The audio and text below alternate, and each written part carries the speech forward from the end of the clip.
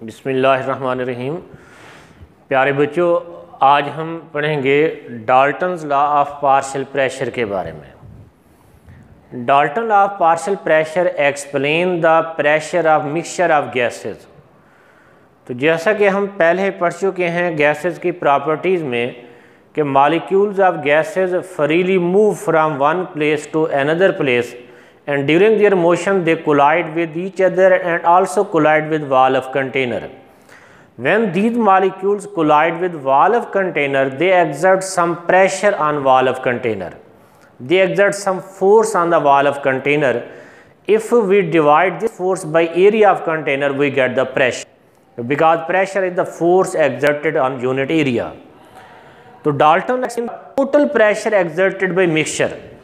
According to Dalton's law, total pressure exerted by mixture of two or more non-reacting gases, ऐसी gases का mixture जो container में normal condition में आपस में रिएक्ट ना करें, इनक्लोज्ड इन डेफिनेट वॉल्यूम, जिन एक ख़ास वॉल्यूम में volume is constant, is equal to sum of their partial pressure at constant temperature.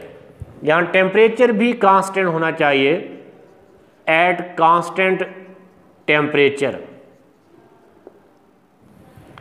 यानी at constant temperature total pressure exerted by mixture of two और more non reacting gases enclosed in definite volume is equal to sum of their partial pressure. लेकिन यहाँ condition ये है कि volume constant हो, temperature of gas constant हो और gases जो जिसका मिक्सचर हम बना रहे हैं they should be non reacting with each other. For example जिस तरह hydrogen gas, methane gas, they are non reacting with each other under normal conditions. इनके मिक्सचर पे Dalton law is applicable. Dalton law is not applicable to mixture of ammonia and HCl, because ammonia and HCl react together to form the ammonium chloride. इस तरह के mixture पे Dalton law is not applicable. It is only applicable to mixture of non reacting gases. तो यहाँ partial pressure means the pressure exerted by each gas, individual gas in the mixture is called partial pressure. For example PET is the total pressure exerted by mixture and P1, P2, P3 are the partial pressure of gases. So then according to Dalton's law, total pressure should be equal to P1 plus P2 plus P3 and so on. Similarly, if we consider the 4 containers, each of volume decimeter cube, in first container we place the methane gas. Let's say in first container there is methane gas CH4 at temperature 25 degree centigrade. In other container we place a hydrogen gas at 25 degree centigrade, and third container there is oxygen gas at 25 degree centigrade. तो इस पहले container में methane के molecule freely move करेंगे from one place to another place. They collide with wall of container exerting pressure on the wall of container. Let's say pressure exerted by methane gas in this container, ये pressure of methane gas is equal to 400 torr. इसी तरह in second container molecules of hydrogen collide with wall of container exerting pressure on the wall of container. Let's say pressure exerted by hydrogen gas in this container is equal to 500 tar. इसी तरह third container में oxygen के molecule freely move करेंगे। They collide with wall of container exerting some pressure. Let's say pressure of oxygen in this container is equal to 100 tar. यहाँ volume is constant, तीनों container में volume is 10 decimetre cube, temperature is 25 degree centigrade. अब अगर इन तीनों gases को fourth container में shift कर दें at same temperature 25 degree centigrade, इस ऑक्सीजन गैस को इस कंटेनर में शिफ्ट कर दें, हाइड्रोजन गैस को भी इस कंटेनर में शिफ्ट कर दें और मीथेन गैस को भी इसी कंटेनर में शिफ्ट कर दें, तो it will become mixture of 3 gases, hydrogen gas, oxygen gas और मीथेन गैस। तो या इस कंटेनर में तीनों गैसेस के मॉलिक्यूल्स फ्रीली मूव करेंगे from one place to another place and collide with wall of container exerting pressure. If we consider these gases are the ideal gases. Ideal gases have no forces of attraction between their molecules. तो अगर इनके molecules के दरमियान कोई attraction नहीं है तो इन gases के मॉलिक्यूल जितनी आज़ादी से इन कंटेनर में मूव कर रहे हैं, कोलाइड कर रहे हैं, उतनी ही फ्रीडम से यहाँ मूव करेंगे। यानी अगर ये आइडियल गैसेस हैं तो मीथेन जितना प्रेशर इस कंटेनर में एक्सर्ट कर रही है उतना ही प्रेशर इस मिक्सचर में एक्सर्ट करेगी। हाइड्रोजन के मॉलिक्यूल जितना प्रेशर यहाँ एक्सर्ट कर रहे हैं उतना ही प्रेशर यहाँ एक्सर्ट करेंगे if these gases are ideal, if there are no forces of attraction between their molecules. So the total pressure in this container should be equal to partial pressure of hydrogen, oxygen and methane. So by applying the Dalton law, total pressure should be equal to pressure of methane gas plus partial pressure of hydrogen gas plus partial pressure of oxygen gas. So total pressure exerted by mixture is equal to partial pressure of methane 400 R, hydrogen 500 R, oxygen 100 R. It is equal to 1000 tar is the total pressure exerted by mixture of 3 gases. तो यहाँ हम consider कर रहे हैं these gases are the ideal gas. तो ideal gas के लिए we can determine the pressure by using ideal gas equation. तो अगर यहाँ ideal gas equation अप्लाई करें according to ideal gas equation, PV is equal to nRT, या volume को दोनों तरफ डिवाइड कर दें तो pressure is equal to nRT over V। अब फॉर मीथेन गैस के लिए pressure of methane gas should be equal to n number of moles of methane gas into RT over V। या इस केस में R general gas constant है जिसकी value तमाम gases के लिए फिक्स है, टेम्परेचर कांस्टेंट है, वॉल्यूम भी कांस्टेंट है, तो RT over V is constant. तो pressure of methane gas is directly proportional to number of moles of methane. जितने मीथेन के मॉलिक्यूल ज़्यादा होंगे उतना मीथेन के मॉलिक्यूल इस मिक्सचर में ज़्यादा प्रेशर एक्सर्ट करेंगे। इसी तरह फॉर हाइड्रोजन गैस के लिए partial pressure of hydrogen gas is equal to number of moles of hydrogen gas according to ideal gas equation into RT over V। तो यहाँ भी RT और V इज कांस्टेंट, तो pressure of hydrogen gas is also directly proportional to number of moles of hydrogen gas. तो hydrogen के जितने मोल ज़्यादा होंगे मॉलिक्यूल की तादाद ज़्यादा होगी, ज़्यादा मॉलिक्यूल वॉल ऑफ कंटेनर से टकराएंगे, दे एक्सर्ट मोर प्रेशर। इसी तरह for oxygen gas partial pressure of oxygen is equal to number of moles of oxygen into RT over V। जैसे कि RT और V इज कांस्टेंट, तो pressure of oxygen gas is directly proportional to number of moles of oxygen gas. यानी इस mixture में जिस gas के moles या मॉलिक्यूल ज़्यादा होंगे उस गैस का पार्शियल प्रेशर ज़्यादा होगा, क्योंकि मॉलिक्यूल्स की तादाद बढ़ने से ज़्यादा मॉलिक्यूल वॉल ऑफ कंटेनर से टकराएंगे, दे एक्सर्ट मोर प्रेशर। तो अगर ये इक्वेशन 1, 2, 3 से पार्शियल प्रेशर्स की वैल्यू इस इक्वेशन में डाल्टन लॉ के मुताबिक इस इक्वेशन में पुट कर दें तो फिर total pressure PT will be equal to pressure of methane gas from equation 1,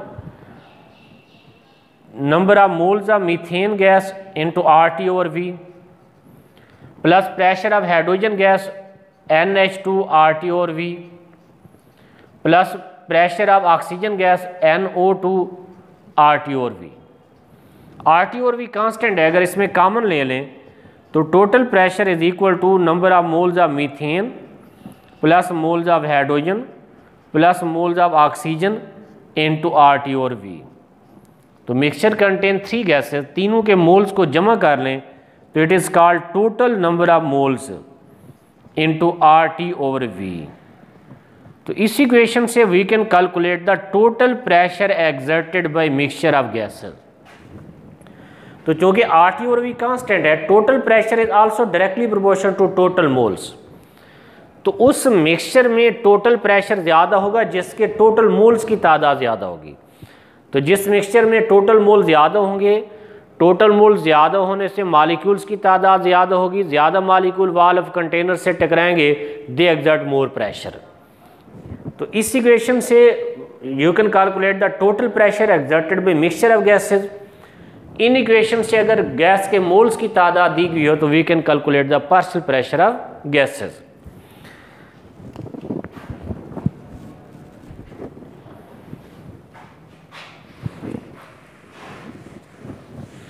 further इसको हम एक्सप्लेन करें अगर पार्शियल प्रेशर ऑफ गैसेस को,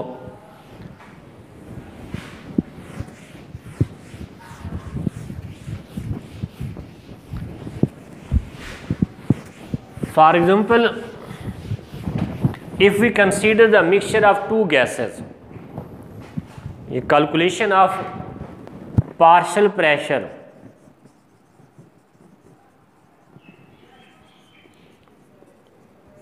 of individual gases. Consider a mixture of gas A and gas B. तो by using Dalton law या by using ideal gas equation, the total pressure exerted by mixture of gases PT is equal to NT into RT over V. Temperature and volume is kept constant. ये equation number 1 is for mixture of 2 gases. For gas A, partial pressure of A gas is equal to number of moles of A gas into RT over V.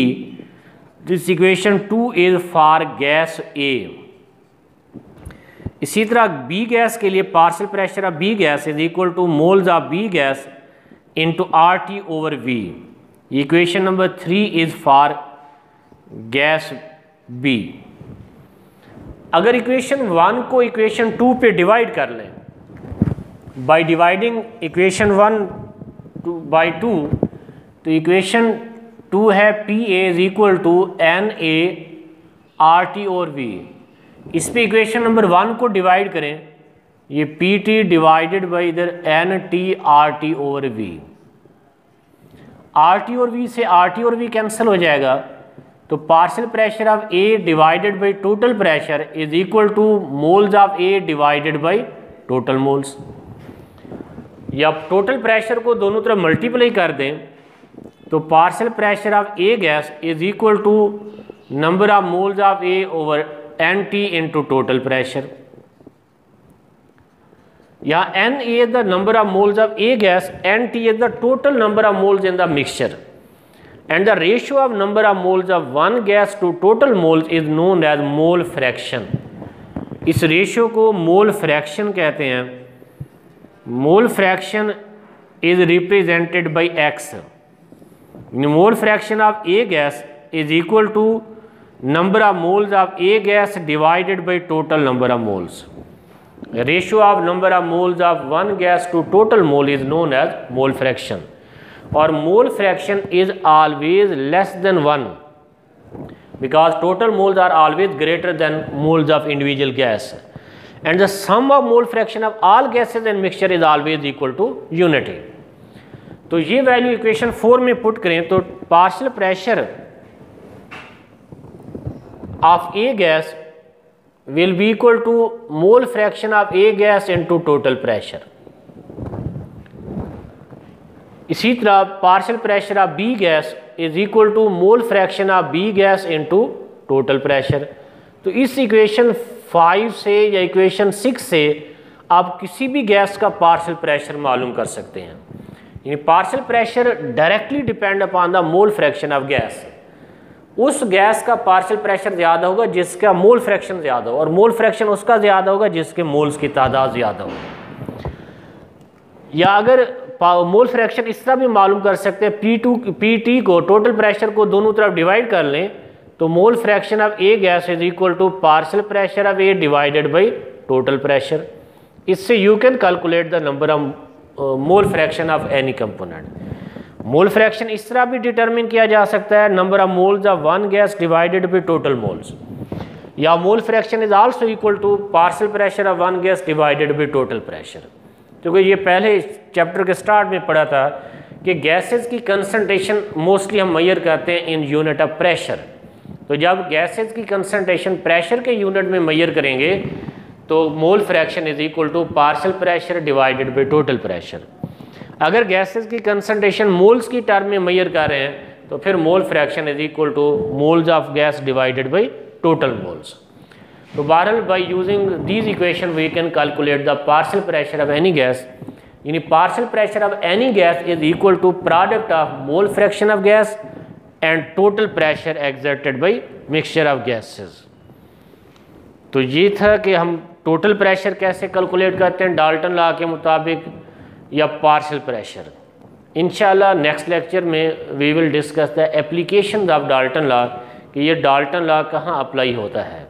अल्लाह हाफिज़।